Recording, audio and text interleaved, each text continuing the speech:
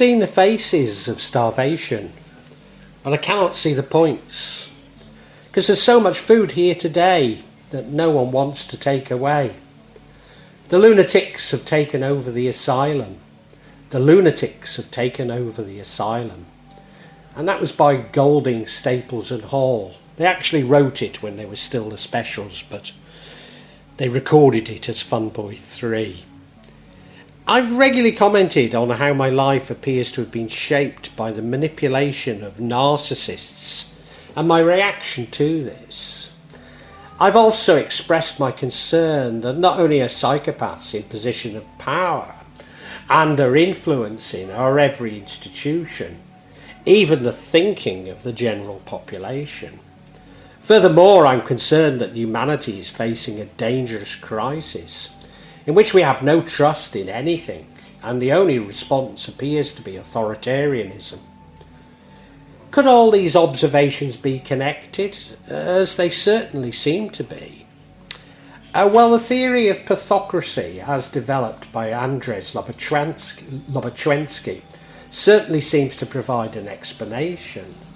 Pathocracy describes a society in which individuals with biologically based psychopathology, including personality disorders, especially psychopathy, occupy positions of power and influence.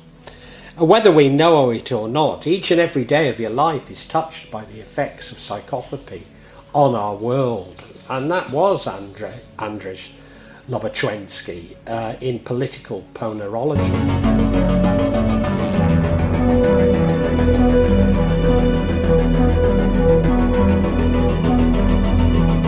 Before discussing the psychological theory behind pathocracy, it's necessary to discuss the differences between psychology and psychiatry.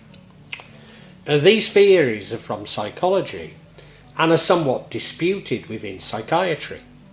That psychiatry is portrayed as more reliable than psychology is itself indicative of the working of pathocracy, suggesting that only science can provide insights into the human condition, and that only those disciplines closest to a pure science are superior to other disciplines. But increasingly, and especially in the US, psychiatry has become that which is contained in the Diagnostic and Statistical Manual of Mental Disorders, the DSM, which is something of a Sears catalogue for psychotropic medication. This leads to the crazy logic that something cannot be treated by medication does not exist, i.e. it is not in the DSM. For example, greed is a human condition we can all recognise, but cannot be treated. So does that mean that it doesn't exist? In fact, as I would argue, is it maybe not the most important condition that we should be treating?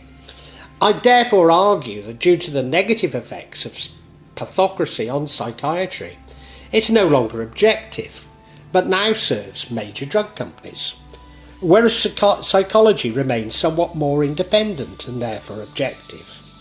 However, to argue that psychology is superior to psychiatry is to fall into the trap of the very psychopathic thinking I'm seeking to challenge in this vlog. Indeed, the very notion of objectivity in narrow disciplines are not helpful when trying to comprehend such multifaceted human issues.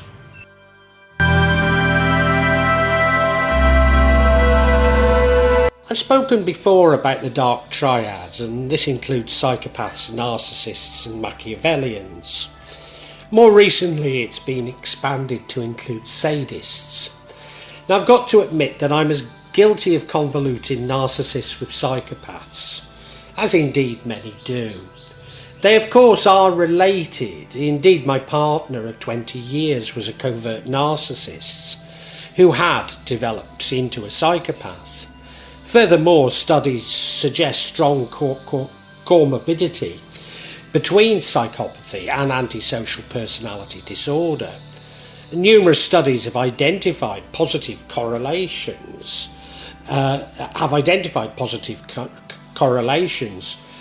Between psychopathy and histrionic, narcissistic, borderline, paranoid and schizoid personality disorders, panic and obsessive compulsive disorders, but not neurological disorders in general, such as schizophrenia or depression. It's worth teasing out some of the differences between psychopaths and narcissists. Whilst the many types of narcissists and degrees of narcissism and psychopathy, an oversimplified distinction is that psychopaths are more dangerous, and that is grossly oversimplified. Not least as a type of psychopaths are the highly destructive sociopaths. In the main, narcissists feed off the energy of others and therefore manipulate others to get a response, be it positive or negative. Whilst narcissists are seen as self-loving, putting themselves before others, it seems more likely that they're self-loathing and that the self-love is merely a learnt behaviour. They exhibit high levels of self-entitlement and blame others for not getting what they believe to be rightly theirs. Narcissists seem to develop from childhood trauma, particularly rejection, although, this is very much debated. Narcissism seems to be a personality trait and thus cannot be treated, but it affects maybe 18% of the general population and appears to be growing exponentially. Nevertheless, the DMS does now recognise narcissistic personality disorder and is treated using cognitive behavioural therapy. But the prevalence of narcissist personality disorder is much less than what would be commonly agreed to be narcissism. Personality tests are regularly recalibrated against social norms to recognise an increase in neurosis, especially narcissism. Whereas the psychopath is a predator, stalking and playing with and eventually destroying their prey. They often seek power. There are no agreed explanations for their behaviour, nor indeed explanations of why they become psychopaths. Although certainly trauma can move a narcissist to become a psychopath. Psychopathy is more like a general mental health disorder, but again cannot be treated, but appears to affect only around 1% of the general population.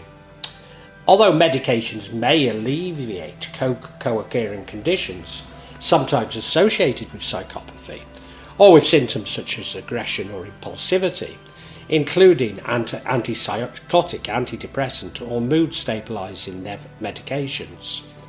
Nevertheless, like narcissism, psychopathy tends to be measured using personality traits, the core being arrogant and deceitful interpersonal style, impression management or superficial charm, inflated by a grandiose self-worth,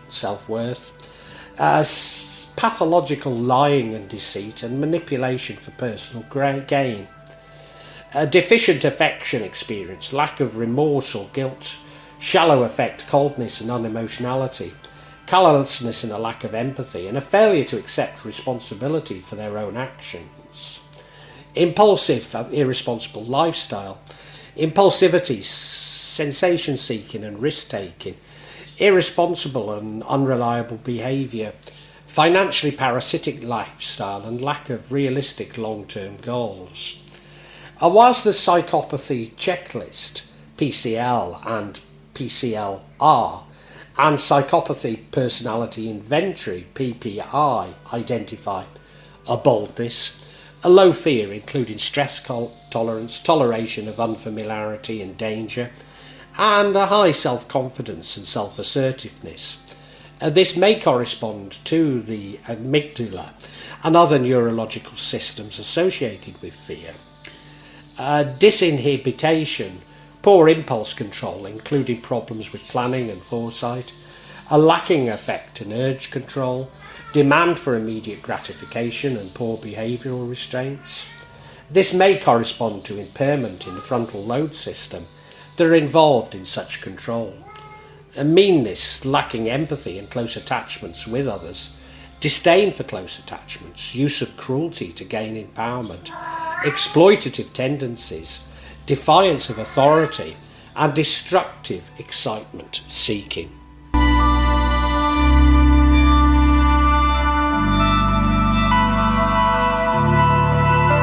Criminals, or at least those who have been caught, are often seen as failed psychopaths.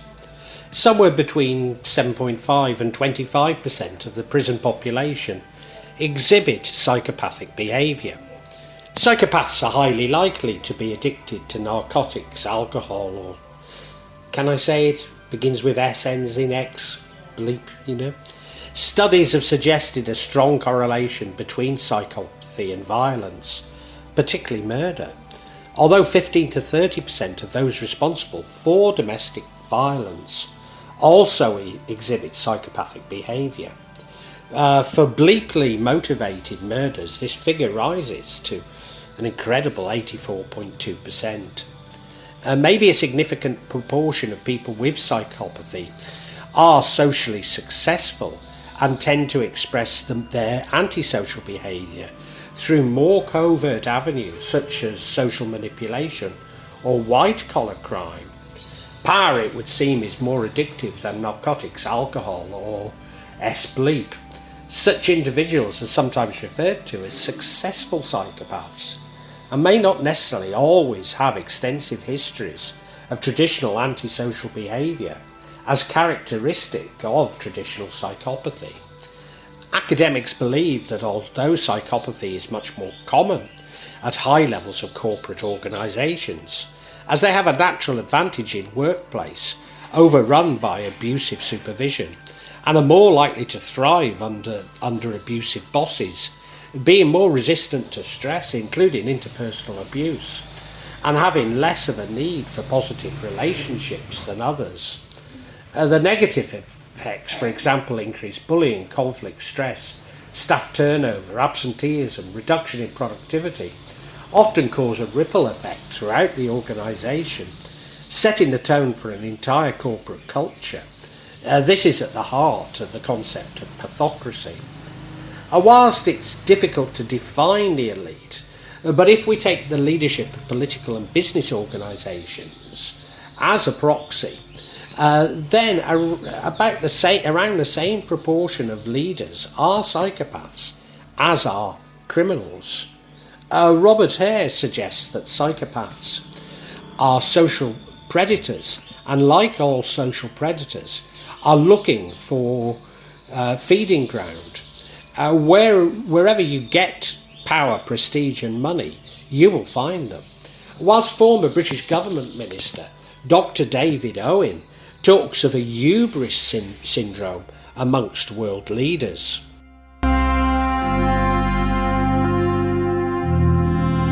During World War II, Andrzej Lobaczewski worked for the Polish Home Guard, an underground Polish resistance organisation. Following the war, he studied psychiatry at the Jagiellonian University under Edward Brzezinski. Lobaczewski's class was the last to receive an education uninfluenced by Soviet ideology and censorship, which largely restricted psychiatry to Pavlovian concepts. He was arrested and tortured by the Polish authorities and unable to publish his life's work, the book Political Ponerology, until he escaped to the United States in the 1980s. Like members of the Frankfurt School and William Reich, he'd become interested in the origins of fascism, which he called ponerology. In common with the Frankfurt School, he attempted to do this via merging psychology, sociology, philosophy and history. Lobaczewski's identified that all societies fluctuate between happy times and unhappy times. He speculated that these cycles were maybe as long as 200 years. During the happy times, the elite enjoy prosperity and suppress advanced psychological knowledge, of pathological influence in the corridors of power. These happy times, and I ought to say that the very words happy times and what was it, unhappy times are perhaps not the best, but they're not necessarily morally advanced, as the elite's prosperity or happiness may be dependent on the oppression or exploitation of others.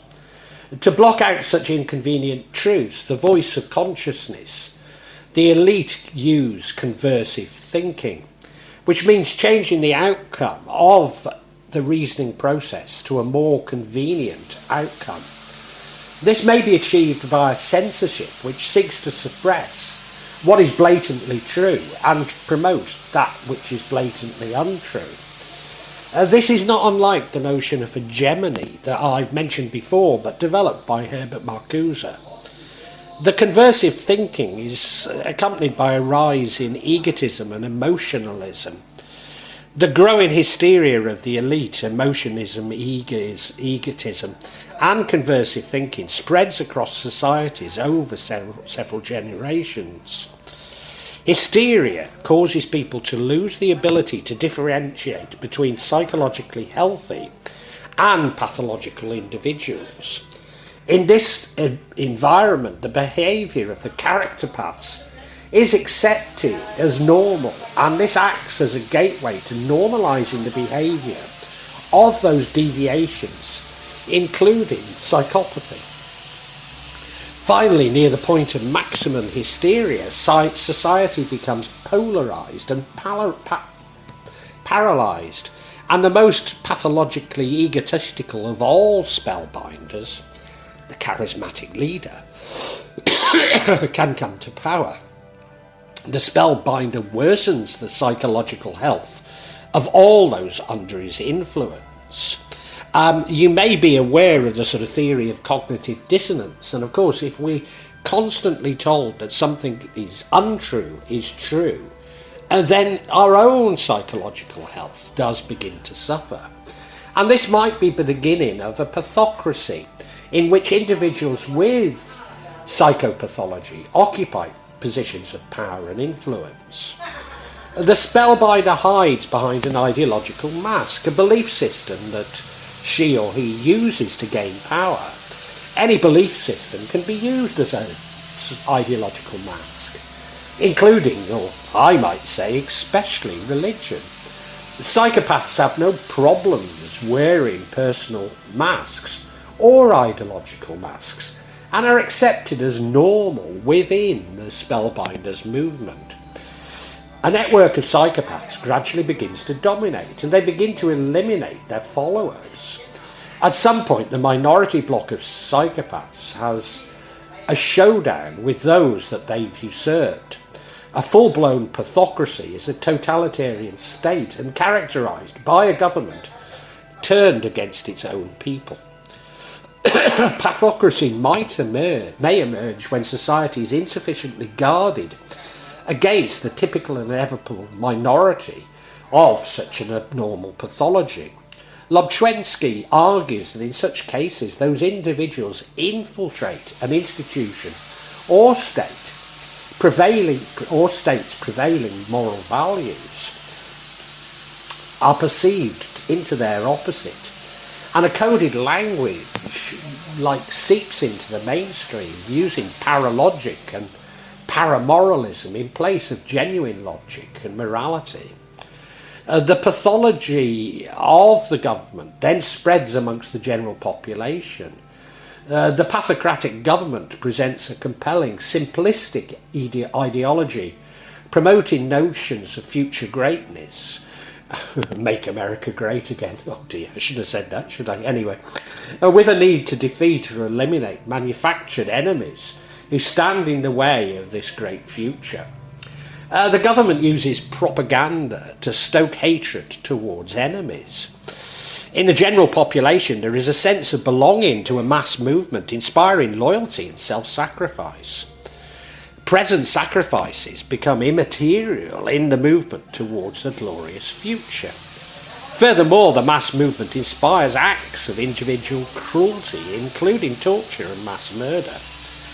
Once they possess power, pathocrats usually devote themselves to entrenching, increasing and protecting their power with scant regard for the welfare of others. They do their utmost to dismantle and discredit democratic institutions, including the independent institutions and the freedom of the legitimacy of the press. You might see them as destroying the checks and balances that we have in a normal liberal society. Indeed, whilst the liberal dispersal of power can be a source of opposition, it does little to prevent the pathocrats coming to power. For this reason, the pathocrat attempts to destroy and discredit this dispersal of power, the checks and balances that I talk of. Such leaders are unable to comprehend the principles of democracy, since they regard themselves as superior. They see life as a competitive struggle in which the most ruthless deserve to dominate others, social Darwinism. There are various identifiable stages of pathocracy described by Lobaczewski. Ultimately, pathocracy dies because the pathological are promoted to positions of power, even though they have little or no talents or abilities. The root of a healthy social morality, according to Lobaczewski, is contained in the congenital instinctive infrastructure in the vast majority of the population. While some of the normal population are more susceptible to pathocratic influence and become its supporters, the majority instinctively resist.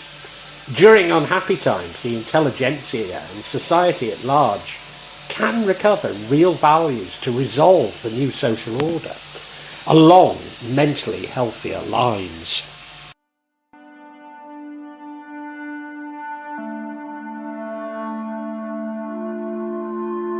In social psychology, collective narcissism or group narcissism is a tendency to exaggerate the positive image and importance of a group to which one belongs.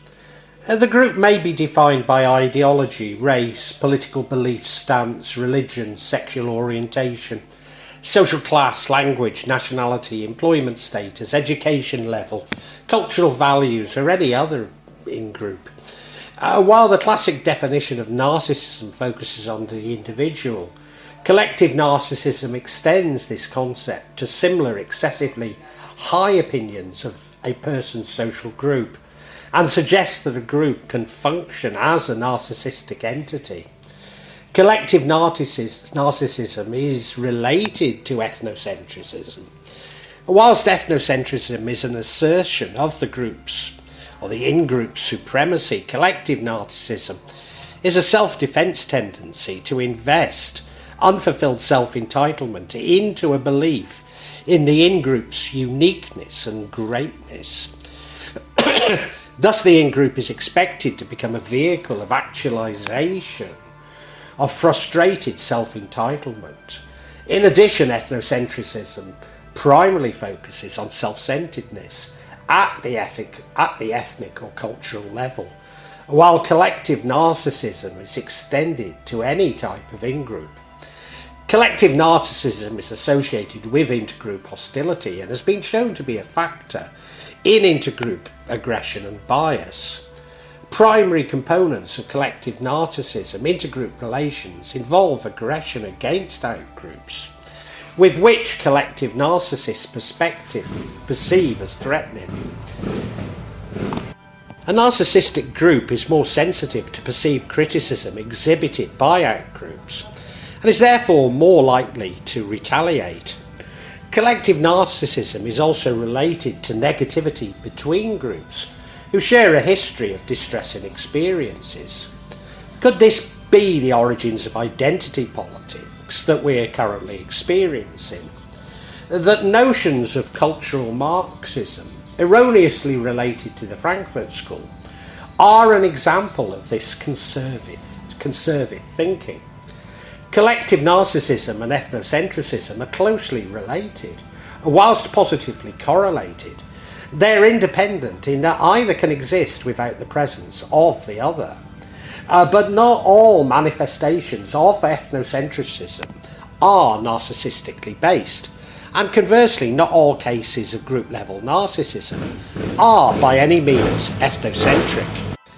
Does this explain the current rise in nationalism, often based on illogical myth about a collective identity, and all too often this is defined by its opposition to other nations? War and proxy wars would be a natural development of such ethnocentrism and nationalism. A concept of collective narcissism is that of the charismatic leader-follower relationship, theorised by political psychologist Gerald Post. Gerald Post was an American psychiatrist who worked for the CIA. This would seem to be related to the current rise in populism.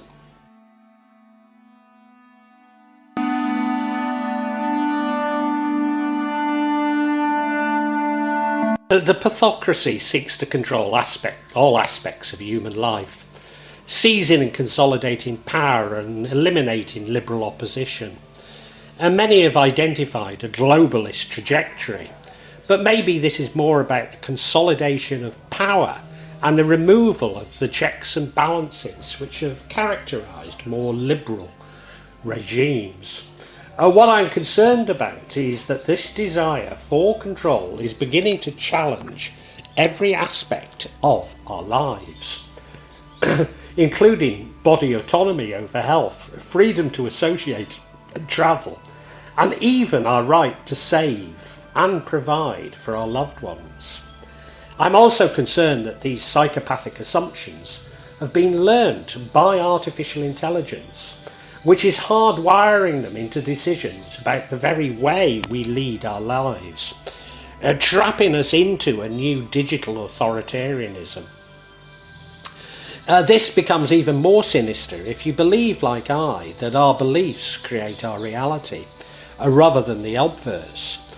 This would mean that censorship and conversive thinking becoming self-fulfilling. A vignette into my concern is the outright hostility I have encountered from members of the common people when I express a view that's outside the central narrative. There are even times when I can get others to agree with each step of my logic, and then they become aggressive when I get to the conclusion. As an empath, I have long felt that empaths are a cadre of opposition to the Pathocrats, almost as though it's a holy battle between the Pathocrats and the empaths. But empaths need to hold on to their belief in love and understanding, and not sink to the same tactics as the Pathocrats, however attractive it is to move to the super empath rage. Furthermore, empaths are rare, and only around 1% of the population, so we need to recruit supporters within the general population. The truth is that fear and the use of fear porn means that we're all capable of psychopathic behaviour. As a result of the health crisis, a good many people, not solely empaths, have spotted that there is something very wrong. Often they describe it as waking up, but all too often they fall into a tribalism, seeing the elite as evil conspirators who need to be brought to justice. A good many alluding to authoritarian solutions to authoritarian problems, as their thinking has become so infected with intergroup hostility. I call it a holy battle, though I recoil from using the words good and evil, as the scriptures appear to be pointing to the importance of personality in co-creation. Of course, such notions are lost in the psychopathic insistence that the scriptures should be interpreted literally through our 20th century biases and indeed psychopathic assumptions. But if reality follows our beliefs, it is a battle for our very beliefs, which is fundamental to overturning pathocracy. What the scriptures do seem to be urging us to do is to focus on personal transformation, to defeat these psychopathic assumptions. Given the overpowering odds against the empaths, above all we need to show bravery in the face of such adversity. standing firm in our beliefs even when attacked by our own religious community. Now, there is hope. Psychopaths all too often are not that capable, despite being asked to trust their expertise. Ultimately, they will destroy the very basis of their power, and opposition will grow to make this authoritarianism dysfunctional. But we have powerful lessons from history on the massive destruction a pathocracy may create before its final demise.